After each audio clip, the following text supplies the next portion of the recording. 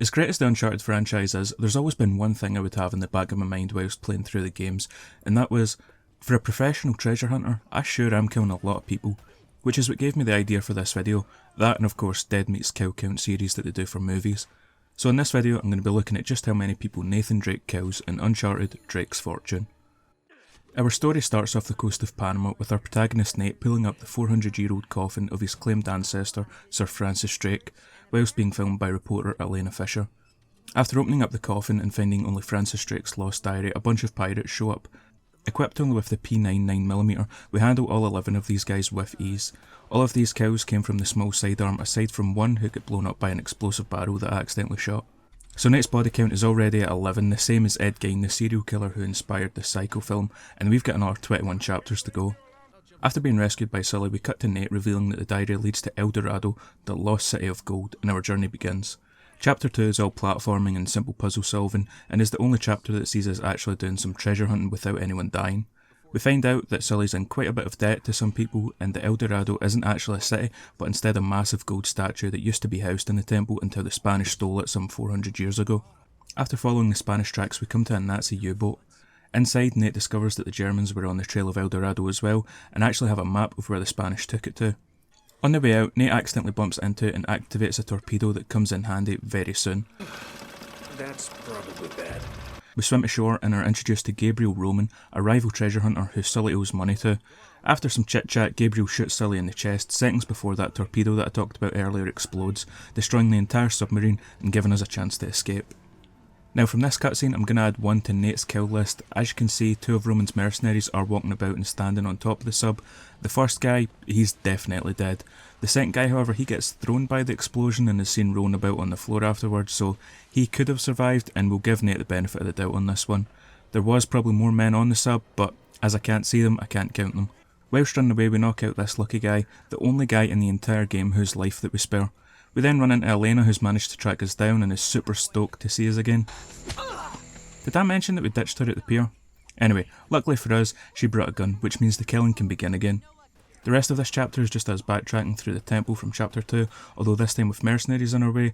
We do get our hands on the AK-47, although I barely used it, only getting 6 of the 25 kills with it. After escaping, we are now on a small plane bound for an island in the Pacific Ocean, but with Nate, nothing ever goes easy, and the plane gets shot down, forcing us to jump out and separating us from Elena. Chapter 4 has us fighting through the jungle to try and reach the crash site, and boy do we do a lot of fighting. We have 6 separate fights between us and the plane where we rack up a very impressive 55 kills. But the fighting doesn't even stop when we reach the wreckage. After looking around we spot Elena's parachute off in the distance and head off in that direction, but not before killing another 34 men, 4 of which were killed by our new M79 grenade launcher. We have a nice little cinematic moment of Nate scaling the side of the fortress to open up chapter 5.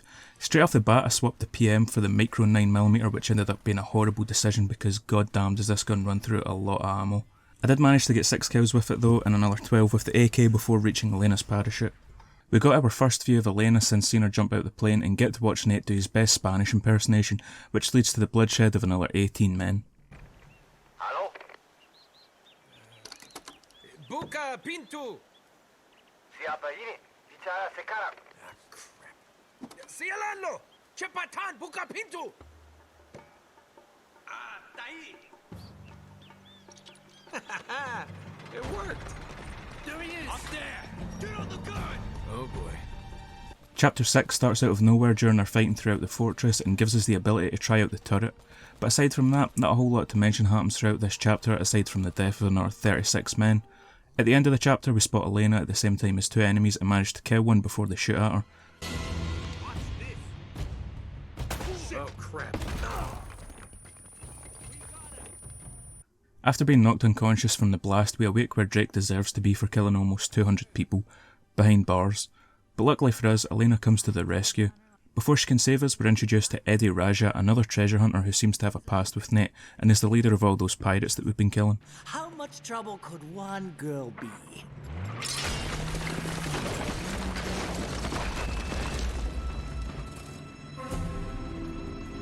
Well, come on! Thank you. Hey! Chapter 7 is a chase scene of Eddie's boys trying to catch us, but with the turret on the back of this jeep being able to fire grenades, we absolutely destroy them, and we do a lot of damage in this chapter despite it being quite short. In total, we destroyed 15 bikes, 6 quads, 5 jeeps and 3 trucks, resulting in 43 more deaths at the hands of Nate.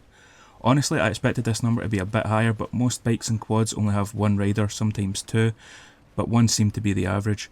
The trucks and jeeps, despite having the space to carry more soldiers, only ever had one driver and one shooter. Having now successfully killed 242 people, Drake finds himself in a dead end on a broken bridge, but instead of accepting defeat, throws the jeep into reverse and in turn the river down below. A quick gunfight and 8 victims later, and we have a cutscene of Drake admitting that he wants to give up as they're outnumbered and he doesn't want Elena's death on his conscience.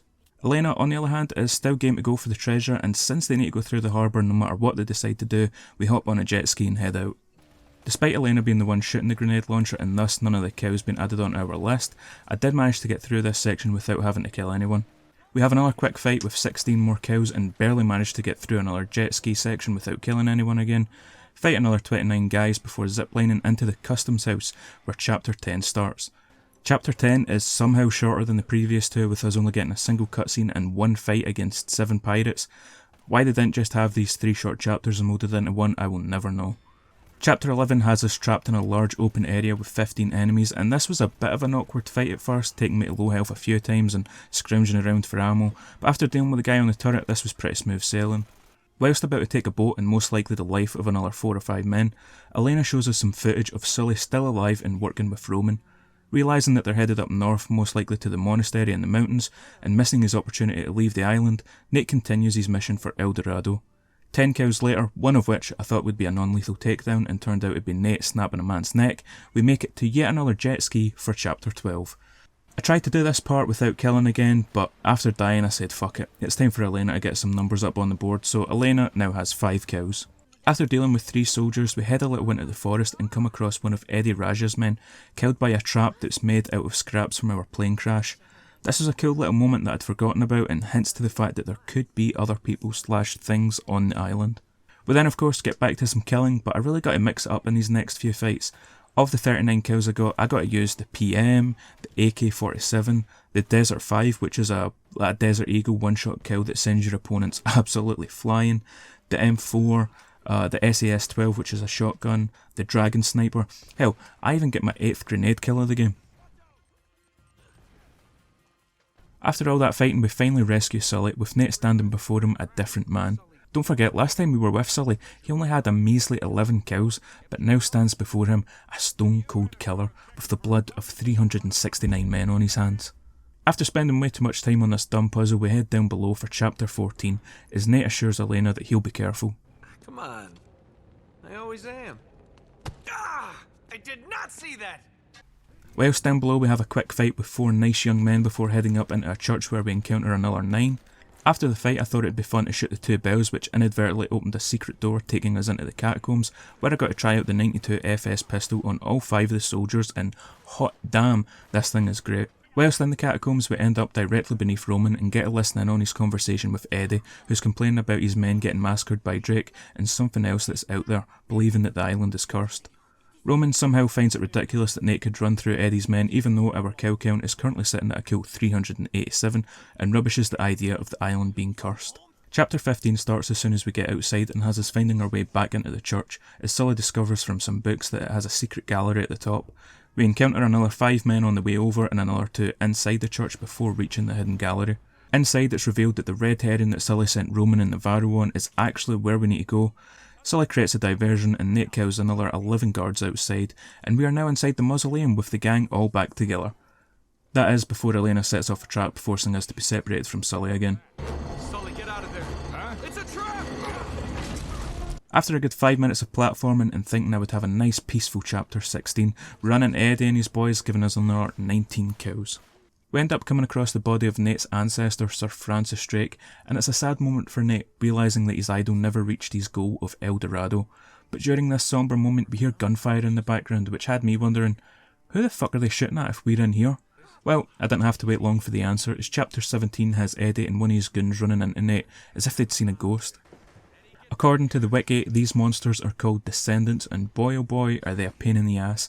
Now having a common enemy, we fight alongside our new friend. If we don't make it out of here, I just want you to know, I hate your guts. That is before his sad and untimely death, leaving us to fight them solo.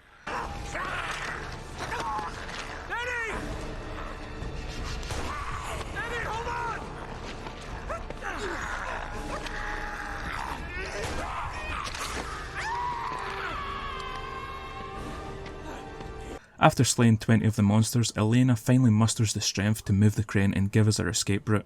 We kill another 4 whilst being chased and finally find safety inside an old Nazi bunker. Chapter 18 is a short one that involves us doing a little climbing and then fighting our way through 9 more of the monsters to get to the generator room, with chapter 19 starting right after we've restored power, which seems to be something that the monsters aren't happy about. 25 of them show up, but God bless German engineering because the MP40 absolutely destroys here.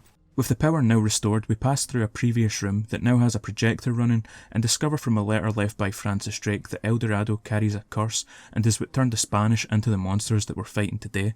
After 7 more monsters, we finally get the chance to check up on how Elena's doing since we left her alone to go turn the power on, and she's been captured by Roman. He tells us that he's heading for El Dorado, but with our room not having a microphone, Nate isn't able to warn him about the curse. This next fight we have was an absolute pain in the ass. I started it off getting wallbanged by this hacker, and then the next section has us fighting monsters and soldiers at the same time whilst getting sniped at. I died here, and even on normal difficulty this wasn't as easy as what I remembered it being, but I got through it and Nate got another 37 kills, taking us over the 500 mark to 527. We end the chapter climbing up these ladders and finally we get some fresh air again as chapter 20 starts, but we don't even get a chance to catch our breath before having to fight again, killing 14 men outside and then another 15 inside the church. We push the altar aside to reveal a secret tunnel in the beginning of chapter 21. Luckily for us, this leads directly to El Dorado, but we've been beaten to it. Navarro tricks Roman into opening the sarcophagus and watches him get taken over by the curse before killing him.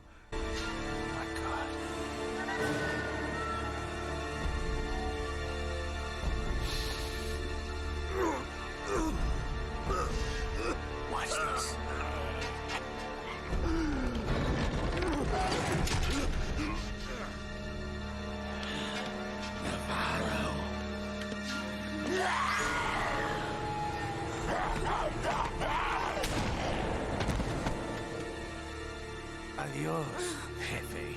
And as they're hooking it up to a helicopter, a swarm of monsters attack, giving Nate and Sully the chance to break free from their captures, and I'm adding another kill for Nate as no way this guy survives in the water. Trust me, sadly I know.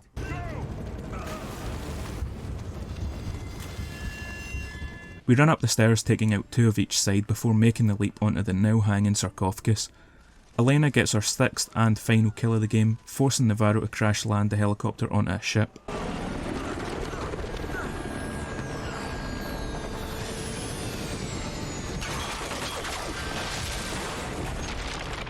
The final chapter showdown has us fight 3 separate groups of mercenaries before finally getting our hands on Navarro. Killing 13 of these mercenaries just to get to him means that Navarro gets the honour and privilege of being our final kill of the game, number 575. Adios, asshole.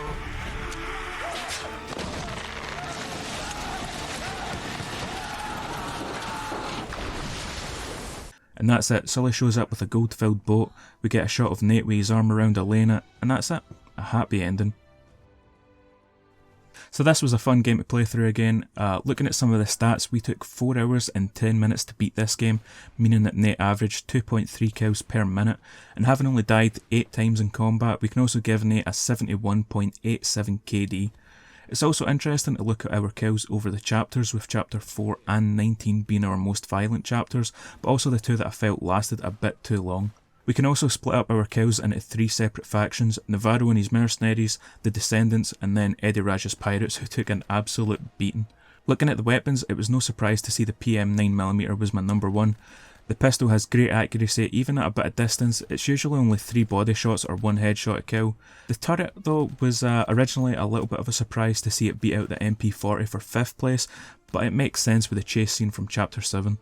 But yeah, that was the kill count for Uncharted Drakes Fortune. I actually have a complete breakdown of the weapons that I used and the method to death, but I wasn't really sure how to display all that info on a screen without it seeming like too much. So what I'll do is I'll leave a comment down below, and if you want to check that out, you can have a wee look through it. But thank you for making it to the end of the video. If you liked the video, please be sure to hit that like button, because this video took way more effort than what I originally thought it would.